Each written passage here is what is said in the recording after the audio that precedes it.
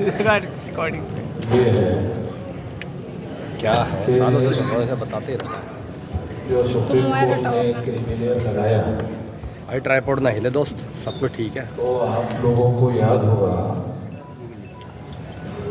क्योंकि हमारे लोगों को बहुत सारी जानकारी याद नहीं रहती है। मंडल कमीशन में जो रिकमेंडेशन किया था, उस रिकमेंडेशन में ओबीसी के लिए इकोनॉमिक क्राइटेरिया भी लगाया था। याद करो, आप लोगों को याद होगा, हम लोगों को तमाम जानकारी देते रहे हैं, उस समय भी दिया था। तो आपको याद होगा, मंडल कमीशन ने जो रिकमेंडेशन किया था उसमें ओबीसी के लिए इकोनॉमिक क्राइटेरिया लगाया था। इकोनॉमिक क्राइटेरिया लगाने की वजह से, कसौटी लगाने की वजह से ओबीसी को सुप्रीम कोर्ट के द्वारा क्रीमिलियर लगाने का अवसर हुआ। वो मंडल कमीशन ने जो रिकमेंडेशन किया था उसके गलती की वजह से सुप्रीम कोर्ट में ब्राह्मणों को अवसर मिला।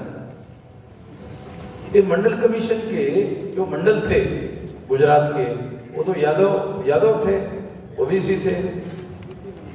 मंडल जो थे वो यादव जाति के थे। वो मंडल तो नॉर्थ इंडिया में शेड्यूल कास्ट के लोग भी टाइटल लिखते हैं, और बिहार में मंडल ओबीसी के लिए भी है। तो मंडल ही उस कमीशन के चेयरमैन थे, उनको इकोनॉमिक क्राइटेरिया नहीं लगाना चाहिए था। जाति व्यवस्था की वजह से ओबीसी के लोगों के साथ भेदभाव हुआ था, और इस वजह से उसी कसौटियों को अगर लगाते तो उसी के आधार पर उनको रिजर्वेशन मिलना चाहिए था। क्योंकि वर्णा सिस्टम में जो शूद्र वर्ण है ब्राह्मणों के द्वारा बनाया हुआ, वही लोग मंडल कमीशन में ओबीसी है। मैं कई जगह इससे कहा था कि ओबीसी के लोग शूद्र है, तो कई जगह ओबीसी के लोगों को जानकारी ना होने की वजह से ओबीसी के लोगों ने कहा कि आप गलत कह रहे हैं। तो मैंने उस समय ये कहा था कि आप लोगों को एक तो पढ़ते लिखते नहीं हो। तो ज्योतिराव फुले ने, ये रिकॉर्डेड फैक्ट है कि ओबीसी के लिए शूद्र टर्मिनोलॉजी का यूज किया था। अगर पढ़ते लिखते तो फिर मालूम हो जाता, पढ़ते लिखते नहीं हो, मालूम होता नहीं है।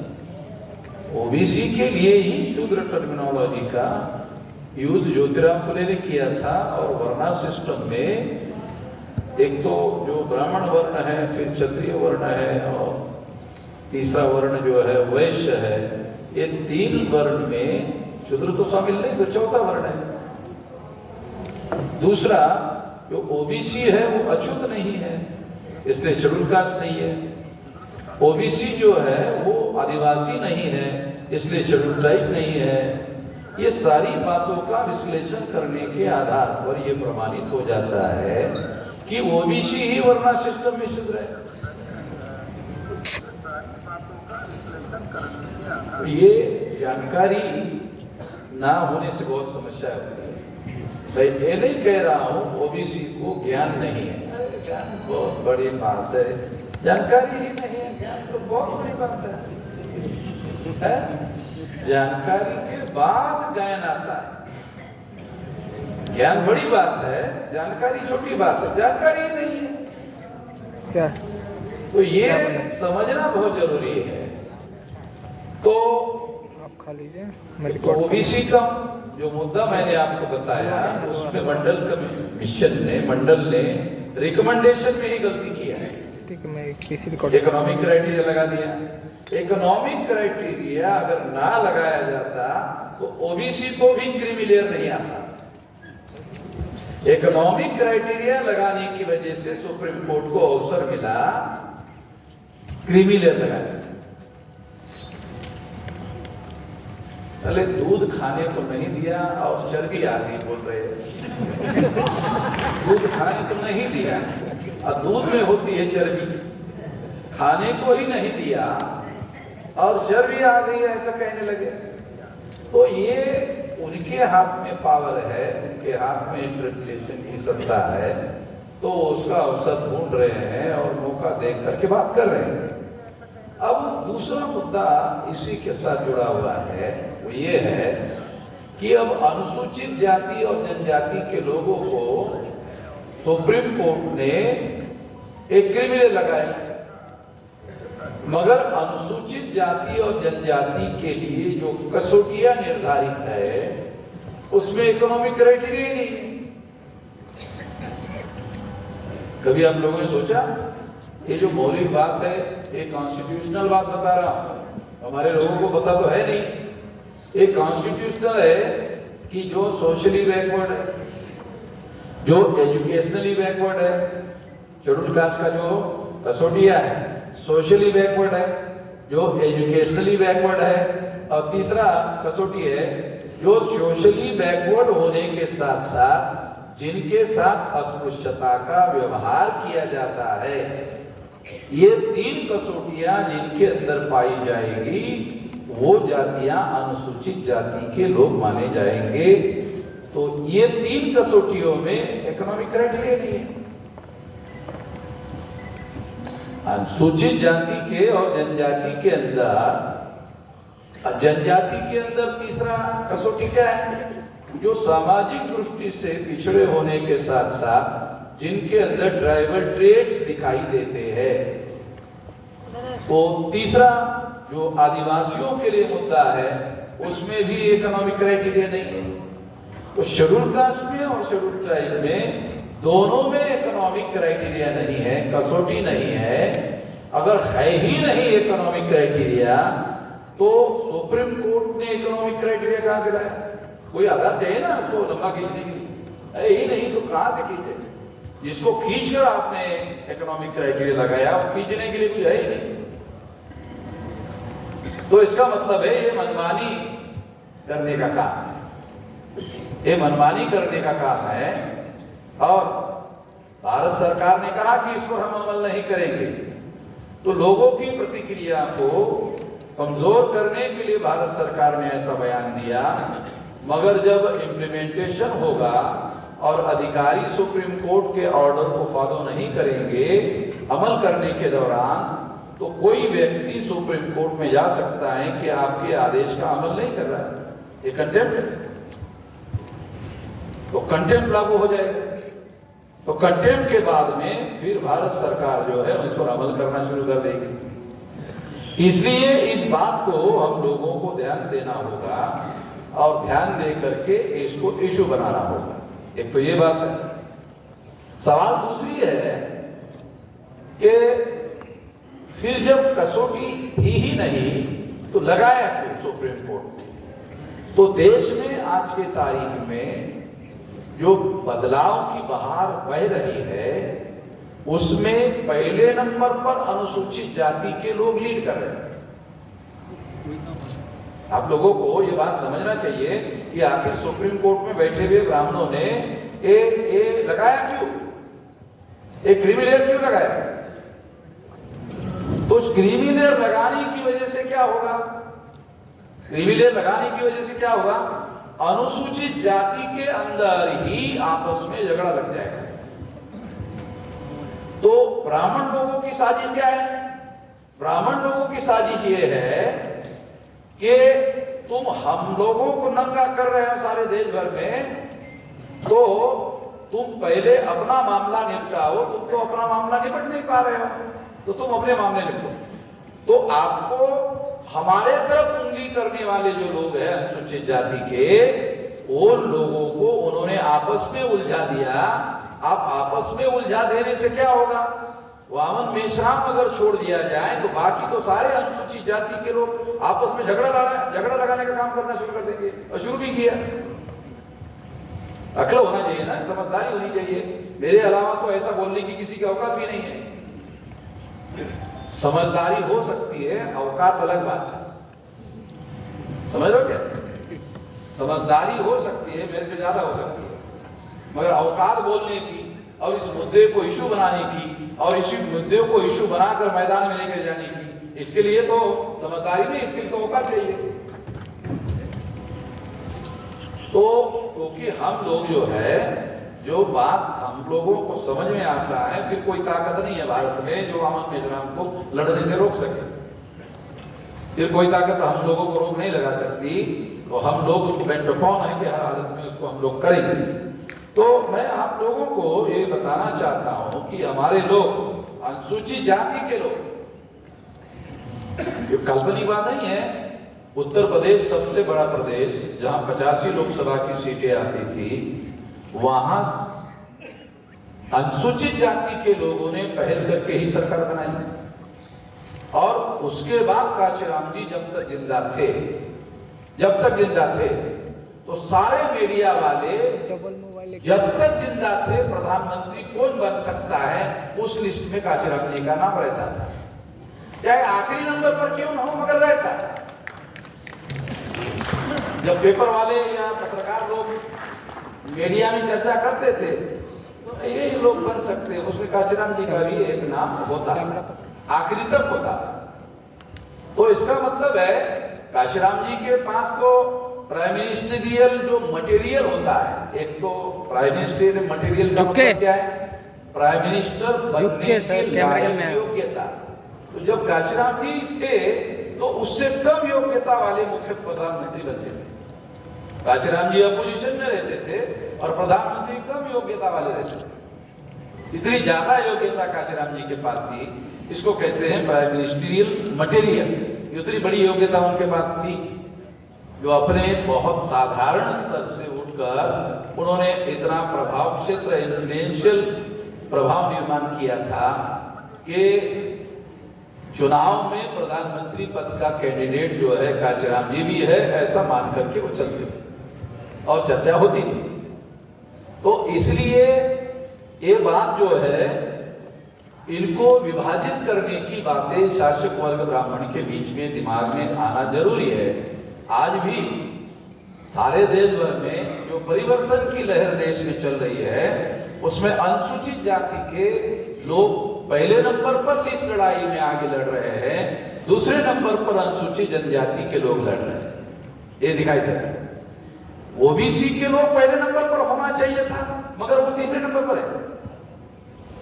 ओबीसी के लोगों को ये सुनते वक्त बड़ा अच्छा नहीं लगे, तो मैं अच्छा लगे बुरा लगे इसलिए थोड़ी बोल रहा हूं, जो सही है वो बोलते हैं। कान को अच्छा लगे, जो बात कान को अच्छी लगे वो बात बोलने से परिवर्तन नहीं होता, तो खुश हो जाता है, बोलता हाँ ठीक है, खुश होके चुप हो जाता है। पहले खुश होता है फिर चुप हो जाता है। बुरा लगे तो साला ये कुछ करना होगा, ऐसे बोलना पड़ेगा। बुरा लगेगा ना, अरे साला ये कचोटने वाली बात, कुछ करना पड़ेगा। तो मैं अच्छा लगने वाली बात नहीं बोलता हूँ, बुरा लगने वाली, जलील करने वाली बात बोलता हूँ। तो लोगों को जलील लगता है, चलो जलील हो रहा है, इससे कुछ करना पड़ेगा तो लोग हमारे साथ लगते हैं, बोलते अरे तो हाँ हो गया, ऐसे तो लगने की क्या जरूरत है, हो गया। तो परिवर्तन के लिए अलग बोली बोली जाती है और स्टेटस को के लिए अलग बोली होती है, ये जानकर के हम लोगों को समझना बहुत ज्यादा जरूरी है।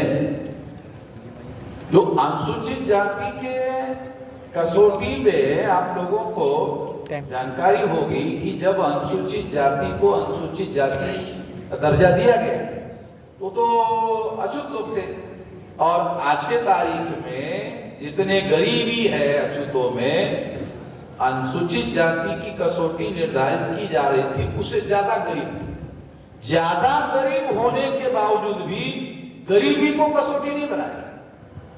तो बाबा साहब को ज्यादा समझ में आता था, भाई हमको कम समझ में आता है। तो उस समय अनुसूचित जाति में ज्यादा गरीबी थी, फिर भी गरीब शब्द को कसौटी नहीं बनाया। अरे समझ आ रहा है?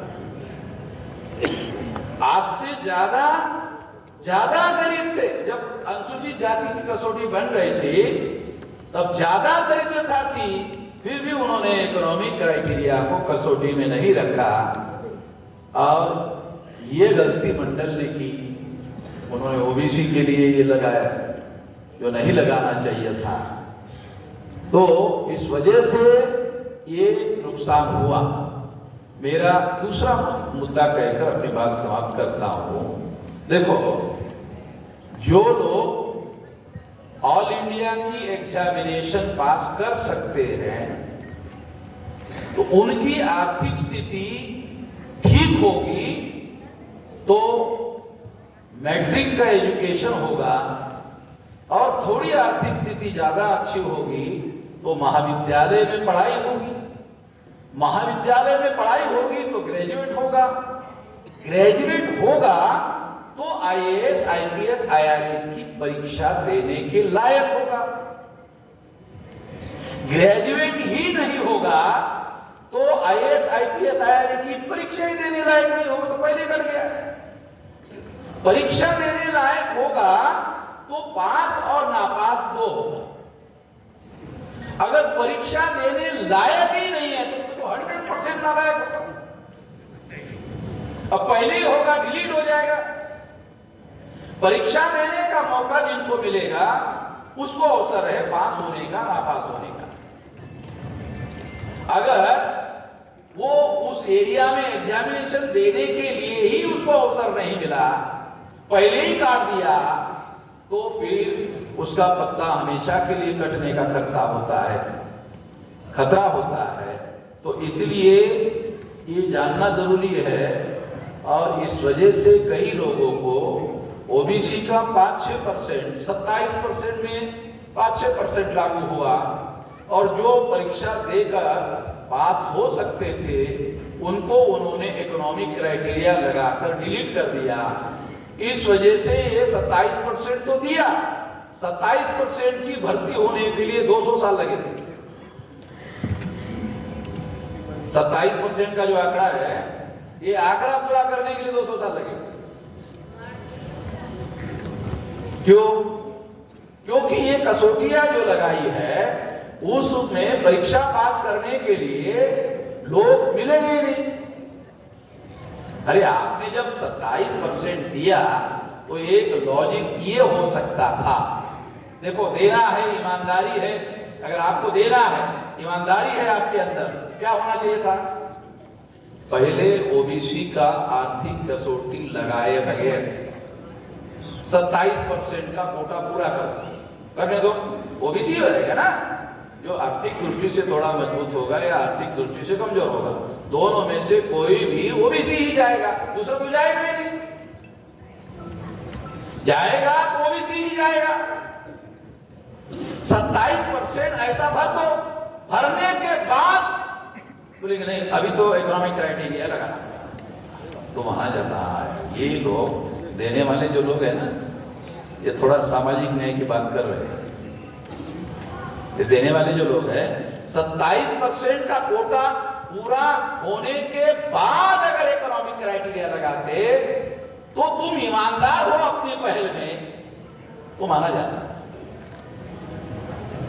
मगर वो तो 5-6% से ज्यादा जा नहीं देना चाहते, 27 देना चाहते हैं। 3 साल तक अगर आपने पूरा नहीं किया तो जनरल कैटेगरी का आदमी उधर आकर भर्ती कर देता है। अगर आपका कोटा मान लो 27 लोगों की भर्ती करनी है, 7 लोग मिल गया, 20% रह गया, तो उसके लिए 1 साल वेट करेगा, 2 साल वेट करेगा, 3 साल वेट करेगा, चौथे साल में ओपन कर देगा। ओबीसी के लिए जो 27 रखा था, 7 मिला, 20 बाकी है, तो उसके लिए 3 साल का समय देगा। 3 साल में अगर आते हो तो ठीक है, नहीं तो ये जनरल कर देंगे। जनरल करने के बाद क्या होगा? वो 27 जो दिया था वो भी 20 उसमें से ले लिया, जनरल वाले ने ही ले लिया। नहीं, इलामत एंड करा, तो सारी हारागिरी है, हेराफेरी है। सारा देने के नाम पर 27 दे रहे हैं, मगर व्यवहार में दे नहीं रहे, दे रहे 7%। तो अंतिमता क्या होता है? अंतिमता 75-80% वही उन्हीं का रहता है, जिनकी संख्या 15% है, उनको 80% होता है और 80% में भी ब्राह्मण लोग 75% ले लेता है, 4-5% जो है क्षत्रियों को दे देता है और वैश्यों को कुछ दे देता है। और वैश्यों को कहते हैं ब्राह्मण लोग, अरे आपके पास ज्यादा पैसा न है व्यापार में का इधर आ रहे, बिजनेस में रहो ना, हम आपको बोल रहे इधर रहो, धंधा करो, क्या फैसिलिटी चाहिए ले लो। वैश्यों के यहाँ बराबर बोल रहा है, पंडित जी बराबर बोल रहा है, सारा धंधा करना चाहिए, इधर नौकरी करने का क्या मतलब है, मालिक करना चाहिए। और इस तरह से वैश्यों को काटकर जो क्षत्रिय रहता है वो अगर झगड़ा करता है, वो ब्राह्मण की हजारों सालों से ब्राह्मण से लड़ाई है क्षत्रियों की, तो अगर नहीं मानता है चलो ठीक है 5-6% ले लो। वैसे भी क्षत्रिय जो मूल रूप नाग लोग है, जो क्षत्रिय वर्ण भारत में आज के तारीख में है वो मूल रूप से नाग लोग है। और नाग जो है वो मूल निवासी लोग है और मूल लोग है, वो तो ब्राह्मणों के हजारों सालों से विरोध में है। अभी भी इसके सारे तथ्य अवेलेबल है, उपलब्ध है, ये कोई काल्पनिक बातें नहीं है। तो ये सारी बातें ध्यान में रखते हुए हम लोगों को काम करना चाहिए। और इसलिए मैं आप लोगों को ये कहना चाहता हूँ कि हमारे पास डाटा होना चाहिए, जानकारी होनी चाहिए, फैसला लेने के लिए, लॉजिक करने के लिए डाटा का उपयोग और प्रयोग करने का हुनर होना चाहिए। डाटा रहता है हमारे पास, एप्लीकेशन करने का हुनर नहीं रहता है, इसलिए डाटा ऐसे ऐसे पड़ा रहता है, उसका कोई उपयोग करने का हुनर नहीं है। डाटा होना ही पर्याप्त नहीं है, डाटा का एप्लीकेशन करने का हुनर होना चाहिए, तब जाके सही हम फैसला कर सकते हैं। इसके लिए ये जानकारी मैंने आपको दी, आपने ध्यान से सुना, इसके लिए धन्यवाद। तुम लोग बता रहे थे